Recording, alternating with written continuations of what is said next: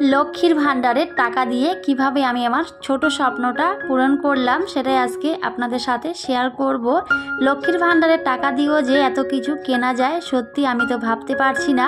তো ভিডিওটি স্কিপ না করে অবশ্যই পুরোটা দেখার অনুরোধ রইল। হ্যালো এভরিওয়ান, আসসালামু আলাইকুম। কেমন আছেন সবাই?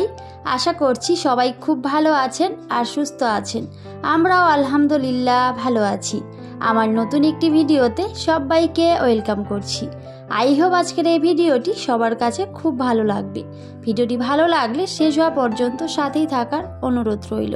আর অবশ্যই ভিডিওতে একটি লাইক দিয়ে ভিডিওটি শুরু করবেন। আপনাদের এক একটা লাইক আমার ভিডিওগুলো অনেকের কাছে পৌঁছে দিতে ভীষণভাবে হেল্প করে। তো সবাইকে বলবো একটি লাইক দিয়ে ভিডিওটি কন্টিনিউ করবেন। ঘড়ির কাঁটায় এখন বাজে সকাল 8টা। এখন থেকে সবাইকে সাথে নিয়ে আজকের ভিডিওটি শুরু করলাম।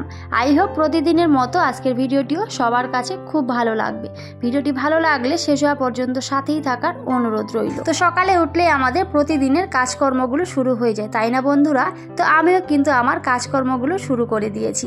তবে সকালে ব্রেকফাস্ট করা কিন্তু কমপ্লিট হয়ে গেছিল, তো সেগুলো কিন্তু আর শেয়ার করা হয়নি। এর আগে অনেকগুলো কাজ করে নিয়েছিলাম, তো সবটাই কিন্তু ভিডিওতে দেখা সম্ভব হয় না। তবে যতটুকু পেরেছি সেটাই কিন্তু আপনাদের সাথে শেয়ার করেছি। তো আমি এখন সমস্ত কিছু ভালো করে ঘরের ক্লিন করে নেব। আর এই যে ক্লিনিং এর কাজটা কিন্তু প্রত্যেকটা দিনই করতেই হয়, কারণ কোথা থেকে যে এত ধুলোবালি চলে আসে জানি না। প্রত্যেকটা জায়গায় যদি একদিন আমি ভালো করে ক্লিন না করি তাহলে কিন্তু তারপরের দিনই সেই জায়গাটা আরো বেশি পরিমাণে নোংরা হয়ে যায়। তো হয়তো এমনি দেখে মনে হয় না, তবে যখনই হাত দিই তখনই কিন্তু বোঝা যায় যে কতটা ধুলো পড়েছে। তো সেই জন্যই কিন্তু আমি ভালো করে সমস্ত কিছু ক্লিন করে নিচ্ছি। তবে বেশিরভাগ সময় যেহেতু ড্রয়িং রুমেই থাকি, তো সেই জন্য কিন্তু এই রুমটা একটু হলো বেশি পরিমাণে নোংরা হয়। তো এখন আমি সমস্ত কিছু ভালো করে ক্লিন করে নিচ্ছি। তবে ধুলোবালির ব্যাপারটা কি বলবো জানি না, কোথা থেকে যে এত ধুলোবালি আসে প্রত্যেকটা জায়গায়, কি বলবো। এটা হয়তো সবাই জানে, প্রত্যেকটা সংসারেরই গল্প যে ধুলোবালির ব্যাপারটা।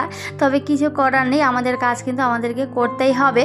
তো আমি এখন এই যে ডাইনিং টেবিলটা ক্লিন করব ভাবছিলাম, তবে দেখছিলাম এই যে আর্টিফিশিয়াল যে ফুলটা আছে সেটাতেও কিন্তু একটু হলেও ধুলো পড়ে গেছিল। তো হয়তো বোঝা যাচ্ছিল না, কিন্তু যখনই হাত দিয়েছি তখনই কিন্তু বুঝতে পারছিলাম সেটাতে অনেকটাই ধুলো পড়ে গেছে।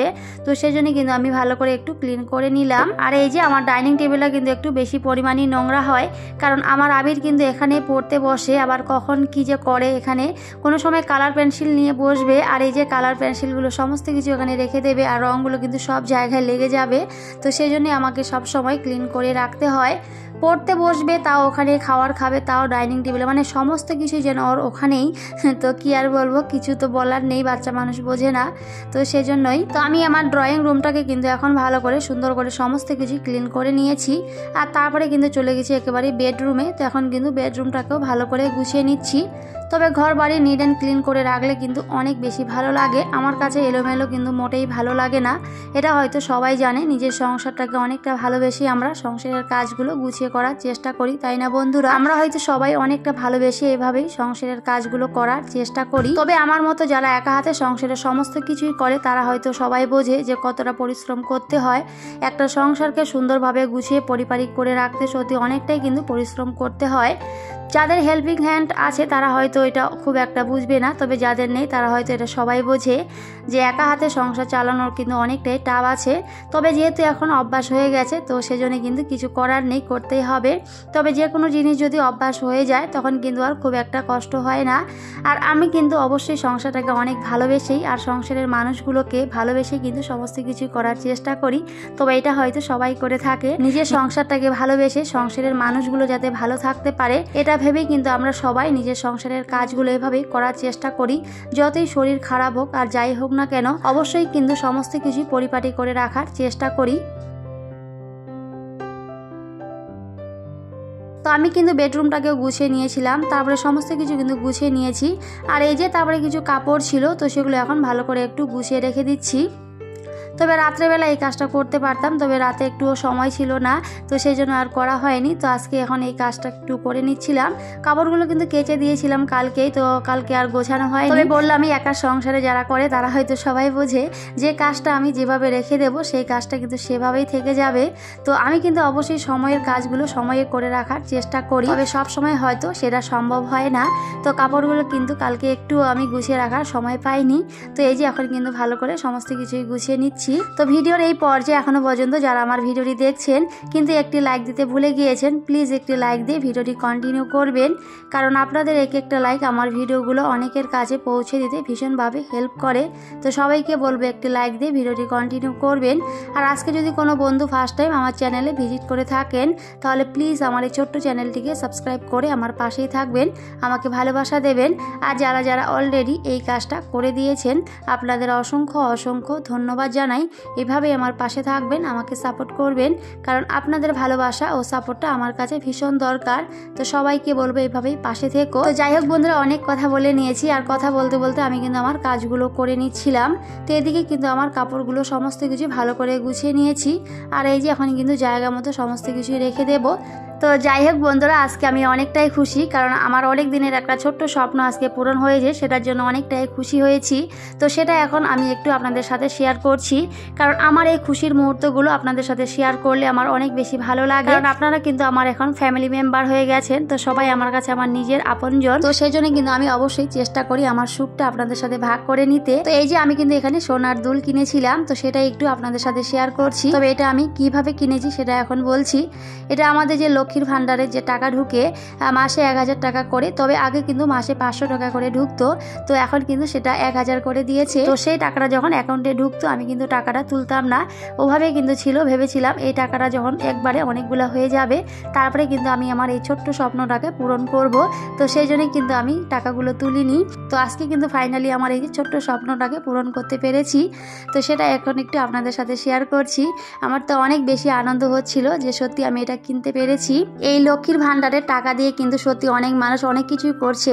যাই হোক, আমাদের মতো যারা মধ্যবিত্ত আছে তাদের তো অনেক বেশি উপকার হয়। তবে অনেকেই এই লক্ষ্মীর ভান্ডারের টাকা নিয়ে অনেক কিছু বলে, অনেক হাসি ঠাট্টা করে। তবে তাদের উদ্দেশ্য করে বলবো, সত্যি কারো কাছে কিন্তু এই টাকাটা অনেক বেশি মূল্যবান, অনেকটা দরকারি। এমনও ঘরে আছে যাদের ঘরে এই টাকাটা খুবই দরকার। তো সেই জন্যই সরকার থেকে এই টাকাটা দিচ্ছে, সত্যি অনেক বেশি উপকৃত হচ্ছে গরিব মানুষ, সাধারণ মানুষ। তো যারা এই লক্ষ্মীর ভান্ডার নিয়ে হাসাহাসি করে তাদের উদ্দেশ্য করে বলছি, প্লিজ এভাবে হাসাহাসি করবেন না, কারণ এই লক্ষ্মীর ভান্ডারের টাকা দিয়ে কিন্তু অনেকে সংসার চলে, অনেকে অনেক কিছু করতে পারে। অনেক মানুষ আছে হয়তো না খেয়ে থাকে, এই টাকা দিয়ে কিন্তু তারা অনেক কিছুই করতে পারে। তো প্লিজ কেউ কিন্তু ব্যঙ্গ বিদ্রুপ করবেন না। যারা এটাকে মন থেকে সাপোর্ট করেন তাদের তো অনেক অনেক ধন্যবাদ আর ভালোবাসা জানাই। তবে এখনো পর্যন্ত বলাই হয়নি যে আমি এই সোনার দোলটা কত দিয়ে কিনেছিলাম। তো এটা কিন্তু 22,000 টাকা নিয়েছিল। তবে সবটাই কিন্তু লক্ষ্মীর ভান্ডারের টাকা দিয়ে আমি আমার কানের দুলগুলো কিনিনি, কিছুটা আমার জমানো টাকা দিয়েছিলাম। দুটো টাকা মিলিয়েই তারপরে কিন্তু আমি আমার কানের দুলগুলো কিনেছিলাম। তো কেমন হয়েছে আমার এই ছোট্ট সোনার কানের দুলগুলো অবশ্যই কমেন্টে জানাবেন, আমি কিন্তু অপেক্ষায় থাকবো। তো যাই হোক বন্ধুরা, অনেক কথা বলে নিয়েছি।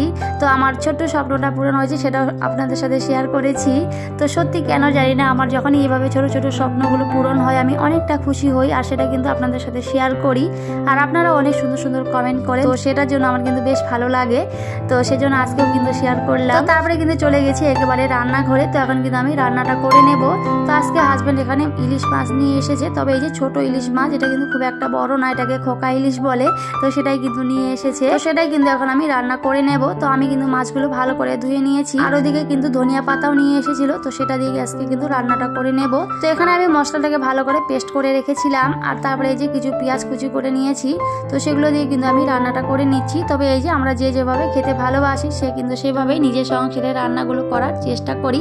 তো আমিও কিন্তু আমার পছন্দ মতো এইভাবে রান্নাটা করে নিচ্ছি, খুবই সিম্পল ভাবে কিন্তু রান্নাটা করে নিচ্ছি। তবে এই যে সিম্পল ভাবে রান্না করলে কিন্তু খেতে অনেক বেশি ভালো লাগে। তো আমি আমার পছন্দ মতো কিন্তু রান্নাটা করে নিচ্ছি। তো মশলাটাকে কিন্তু ভালো করে কষিয়ে নিয়েছিলাম, আর মশলাটা ভালো করে কষিয়ে রান্না করলে কিন্তু তরকারির স্বাদটা অনেকটাই বেড়ে যায়। ভালো করে কিন্তু কষিয়ে নিয়েছিলাম, আর তারপরে এখন এই যে মাছগুলো কিন্তু দিয়ে নিচ্ছি। তবে এই ইলিশ মাছটা কিন্তু খুবই ছোট ছিল, তো সেটাই কিন্তু নিয়ে এসেছে, তো সেটাই কিন্তু রান্না করে নিচ্ছিলাম। আর এই যে কিছুটা ধনিয়া পাতা কিন্তু আমি রেখে দিচ্ছি, আর বাকিটা এখন তরকারিতে দিয়ে দেবো। তবে মাছের ঝোলে ধনিয়া পাতা দিলে কিন্তু অনেক বেশি টেস্টি হয়, আমার কাছে তো বেশ ভালো লাগে ধনিয়া পাতার তরকারি খেতে। তো আপনাদের কাছে কেমন লাগে অবশ্যই কমেন্টে জানাবেন। ধনিয়া পাতাটা আমার কাছে অনেক বেশি পছন্দের, তো আমি কিন্তু ওদিকে দিয়ে দিয়েছি। আর তারপরে এই যে কিছু বাসন মেজে রেখেছিলাম, তো সেগুলো এখন ভালো করে গুছিয়ে নিচ্ছি। তো এর আগের ভিডিওতে আমাকে আমার প্রিয় আপু ভাইয়ারা অনেক সুন্দর সুন্দর কমেন্ট করেছে, আমার প্রিয় দিদি ভাইয়েরাও অনেক সুন্দর সুন্দর কমেন্ট করেছে। তো সবাইকে থ্যাংক ইউ সো মাচ এত সুন্দর সুন্দর কমেন্ট করার জন্য আর আমার পাশে থাকার জন্য। এভাবে সুন্দর সুন্দর কমেন্ট করবেন আর আমার পাশে থাকবেন, আমাকে উৎসাহ দেবেন নতুন নতুন কন্টেন্ট তৈরি করতে। আর আমার অনেক প্রিয় একজন আপু বলেছিল আমার এই কিচেন র্যাকটা নাকি ওনার অনেক পছন্দের, অনেক ভালো লেগেছে। তো থ্যাংক ইউ সো মাচ আপু, আমার এই কিচেন র্যাকটা অনেকেই বলে, অনেকেরই ভালো লাগে। তো সবাইকে থ্যাংক ইউ সো মাচ, আমারও কিন্তু অনেক বেশি ভালো লাগে, সেই জন্যই কিন্তু কিনেছিলাম। তো যাই হোক, এদিকে কথা বলতে বলতে কিন্তু আমি আমার রান্নাগুলো করে নিচ্ছিলাম। তো এদিকে কিন্তু আমার রান্না কমপ্লিট হয়ে গেছে, তারপরে কিন্তু এই যে নামিয়ে নিয়েছি। আর এখন কিন্তু জায়গা মতো সমস্ত কিছু গুছিয়ে নেব। তো আমি কিন্তু এখানে একটু শোলা কচু বানিয়েছিলাম আর তার সাথে এই যে ইলিশ মাছের ঝোল সেটা, আর এই যে কালকের কিছু তরকারি ছিল, তো সেগুলো কিন্তু ফ্রিজ থেকে বের করে নিয়েছি। আমি এই যে জায়গা মতো সমস্ত কিছু গুছিয়ে রেখে দিলাম, তো সেটা একটু শেয়ার করলাম আপনাদের সাথে।